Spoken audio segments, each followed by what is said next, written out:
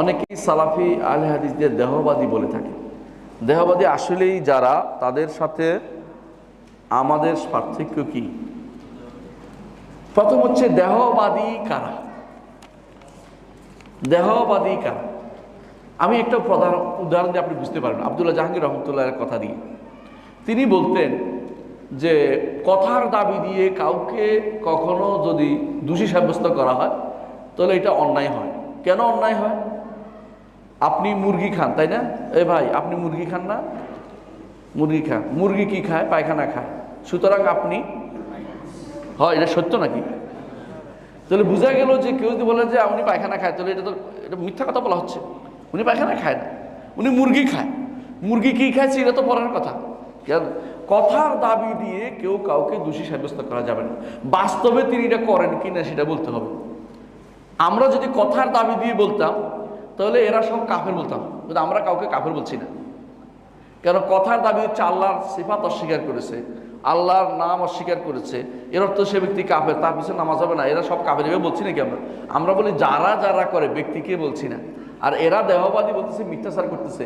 মনে রাখবেন, দেহবাদ হচ্ছে কি? আল্লাহকে দেহ বলা। আল্লাহকে দেহ বলা। দেহ জিনিসটা কি? মানুষ না? মানুষ না। দেহ হচ্ছে ওরা, আমাদের দেহ, কোরআনের দেহ নাই, হ্যাঁ কোনোটাই বলে নাই। হাদিসেও দেহ আছে নাই, কোনোটাই বলে নাই। হ্যাঁ, আল্লাহ দেহহীন হতে হবে এমন কথাও বলে নাই, আল্লাহ দেহবাদী হতে হবে এমনটাও বলে নাই। কথা বুঝছেন তো?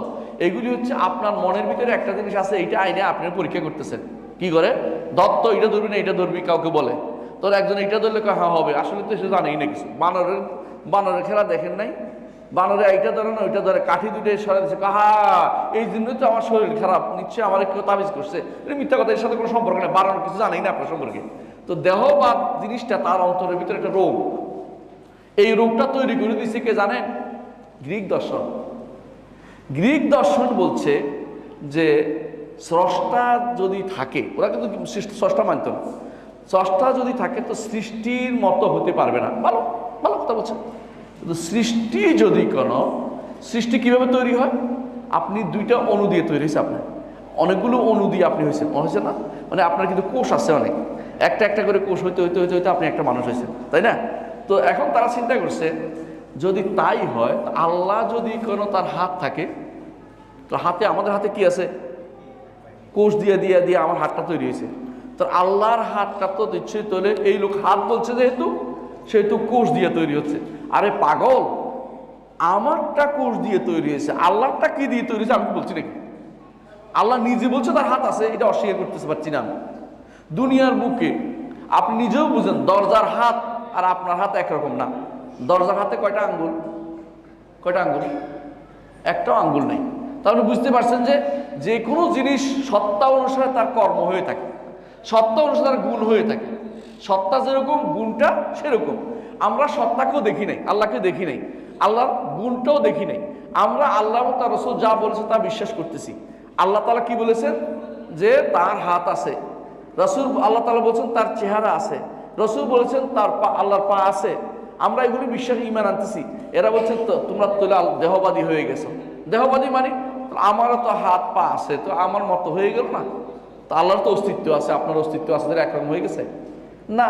কারণ তার অস্তিত্ব সত্তাগত, আর আমার অস্তিত্ব হচ্ছে তিনি আমাকে অস্তিত্ব এনেছেন, তারটা অস্তিত্ব আলাদা। তো একরকম হয় নাই, ভিন্ন জিনিস।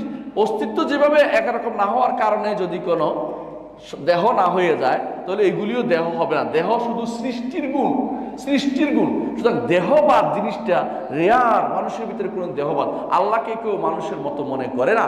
এরা শুধুমাত্র কথার দাবি দিয়ে, যেহেতু তুমি আল্লাহর জন্য হাত সাব্যস্ত করেছ, আল্লাহর জন্য চেহারা সাব্যস্ত করেছ, আল্লাহর জন্য চোখ সাব্যস্ত করেছ, তাহলে তুমি দেহবাদী। এগুলো তো মিথ্যা কথা, কারণ আল্লাহ নিজে সাব্যস্ত করেছেন। কিন্তু আমরা বলি অবশ্যই এগুলো পার্থক্য এখানেই। যদি কেউ বলে দেহবাদ, দেহবাদ আসলে কেউ নাই, মিথ্যা কথা এটা। একসময় ছিল শিয়াদের মধ্যে কিছু লোক, এখন পৃথিবীতে কোনো দেহবাদী লোক নাই। তো দেহবাদ যারা বলে তারা বলে আল্লাহটা আমার মতো, আল্লাহ 3.5 হাত আমার হাতে, এই জাতীয়, অথবা আল্লাহ তাআলা এগুলো কেউ বলে না। আপনি সূর্যের কোনোদিন কেউ বলতে বলে না। তাহলে এটা মিথ্যাচার করে কি জন্য? যাতে করে আল্লাহর সিফাত সাব্যস্ত করার জন্য, না করার জন্য মিথ্যাচারকে মানুষের অন্তরের ভিতরে নেগেটিভ একটা সেন্স তৈরি করবে। সে শুনলেই কেউ বুঝে এটা দেহবাদ, দেহবাদ কোনো কিছুই নেই, ভুয়া কথা। এই জন্য দেহ ওই সময় হয়ে যাবে যদি আমি বলি যে আল্লাহর হাত আমার হাতের মতো। এটা আমার কথা নয়, ইমাম ইসহাক ইবনে রাহওয়াই বলেছেন। ইমাম এই কথাটা আপনি পাবেন তিরমিজির মধ্যে পাবেন, তিরমিজির মধ্যে সুনান তিরমিজির মধ্যে পাবেন। তিনি বলেছেন যে কেউ যদি বলে আল্লাহর হাত আছে, এটা দেহবাদ হয় না। ইমাম তিরমিজি রাহওয়াইতে বর্ণনা করেছেন। কেন?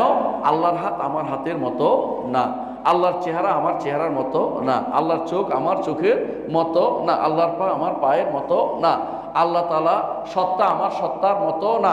সুতরাং কিন্তু সত্তাও আছে, চেহারাও আছে, সবই আছে, ভিন্ন ভিন্ন সত্তা অনুসারে তার সব কিছু গুণ হবে। তিনি, তার ইলম আছে, আমারও ইলম আছে, তাহলে একরকম হয়ে গেল না। তার ইলম হচ্ছে সত্তাগত, আমারটা হচ্ছে তিনি আতাই দান করেছেন বলে আমি একটু ইলম পাইছি, তাহলে দুটো একরকম হয়ে গেল না? হয় নাই। তো তোমরা যে আল্লাহর ইলম সাব্যস্ত করো, ওখানে সত্তা হয়ে যায় না, দেহ হয়ে যায় না? এখন আর কয় না। এর অর্থ হচ্ছে এরা কি করে, এরা নিজেরা না জেনে অন্যের উপর দোষ দেয়। যেটা কোরআন এবং সুন্নাহ সাব্যস্ত করে, এটাকে তারা নিজেরা দেহবাদ নাম দিয়ে মানুষের কাছে মিথ্যাচার দিয়ে মানুষের ঘৃণা তৈরি করার জন্য, অথচ এটা কোরআন সুন্নাহর কথা, ঘৃণা তৈরি করার জন্য মিথ্যাচার করে থাকে। এরা মিথ্যাচার করে, এরা কি করে, এরা সম্পূর্ণরূপে আল্লাহকে নাই মনে করতেছে। এর প্রমাণ আমরা শুনে একটা ঘটনা বলি, জানি না সময় কতক্ষণ আছে, শর্টে বলে দিচ্ছি। একটা ঘটনা বলি। সুলতান মাহমুদ সবুকতগীর নাম শুনেছেন? হ্যাঁ, কি বলে ওনাকে? সুলতান মাহমুদ 17 বার ভারত আক্রমণ করেছে, 17 বার হিন্দুদের উপর আক্রমণ তার হয়েছিল। তো তিনি একদিন তার দরবারে ঢুকছে, এদের নেতা, বড় নেতা ইবনে ফোরাক ঢুকছে, আলেম। ঢুকার পর বলছে আল্লাহর পরিচয় দাও তো। তো বলছে আল্লাহর পরিচয় হচ্ছে আল্লাহ উপরেও নাই, নিচেও নাই, ডাইনেও নাই, বামেও নাই, পাশেও নাই, কত তিনি বাইরেও, জগতের বাইরেও না, ভিতরে না, কোথাও। তো বলছে আচ্ছা, এটা তো গেল। আচ্ছা তুমি একটা এমন জিনিসের কথা বল, যে জিনিস কোথাও অস্তিত্ব নাই, এটা একটা পরিচয় দাও তো। যে জিনিসের কোনো অস্তিত্ব নেই, একটা পরিচয় দাও তো। তুমি যেটা বলছো এটা তো যে জিনিসের অস্তিত্ব নেই, এটার পরিচয়। যেটা জগতের বাইরেও নাই, ভিতরেও নাই, ডানও নাই, বামের উপরেও নিচেও নাই, যেটা এটা তো অস্তিত্বহীন জিনিসের কথা। তুমি তো আল্লাহকে অস্তিত্বহীন বানাই দিছ। এই কথা শোনার পরে ইবনে ফোরাক উত্তর দিতে পারে নাই। না, সাধারণত যারা খুব ব্রেনি মানুষ উত্তর দিতে না পারলে ব্রেনের তার ছিঁড়ে যায়, ওখানে তার ছিঁড়ে পড়ে মরে গেছে। বিখ্যাত ঘটনা এটা। মানে এরা যেটা বলছে যে আল্লাহ তাআলা সম্পর্কে, আল্লাহ তাআলা যা বলছেন এগুলো সাব্যস্ত না করলে আল্লাহ তাআলার অস্তিত্ব সাব্যস্ত তারা করে না, এটা মনে রাখতে হবে। এই জন্য তাদেরকে কি আমরা বলবো যে তারা আল্লাহ নাস্তিক? আমরা তো নাস্তিক বলি না, কারণ কথার দাবি দিয়ে কাউকে নাস্তিক বলা, কাউকে দেহবাদী বলা বা নাস্তিক বলা কোনোটাই আমরা অনুমোদন করি না। আমরা বলি যে তোমার কথার দাবি হচ্ছে, তোমার কথা দ্বারা বোঝা যায় এইটা যে তুমি আল্লাহর অস্তিত্ব সাব্যস্ত বাস্তবে করছো না। যদি আল্লাহর অস্তিত্ব সাব্যস্ত করলে, অস্তিত্ব তো আমার অস্তিত্ব আছে, তাই বলে অস্তিত্ব মিলে গেলে কি দেওয়া হয়ে গেল? না। তাহলে তুমি আল্লাহ তাআলার চেহারা এবং তার চোখ আমার চোখের মতো না, তার চেহারা সাব্যস্ত করলে দেওয়া হয়ে যায় নাই। পার্থক্যটা আশা করি বোঝা গেছে। আর একটু তাড়াতাড়ি করে وقل جاء الحق وزهق الباطل إن الباطل كان زهوقا